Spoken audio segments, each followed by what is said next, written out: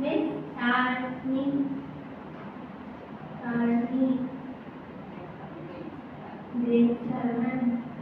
Introduction. The mother is a selfless, unwavering and unrelenting. It is a love known no bounds, no conditions, no expectations. Unconditional love. Mother's love without judgment, without expectation, without bonds, selfless. A mother puts her child before her own. She works tirelessly to provide best possible life for her child. Unwavering. Mother love remains even in difficult times.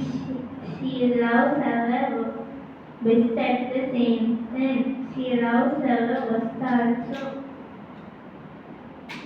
Unrelenting. She will stop nothing to protect and care of her child.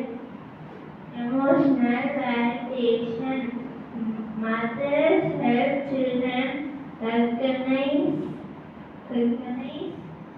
and understand the meaning of their emotional intelligence, empathy and comparison. Mother shows the value of kindness, empathy and comparison.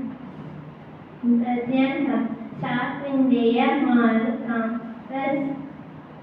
Conclusion. To all the mothers out there, thank you for being our rock, our guiding light, our safety haven.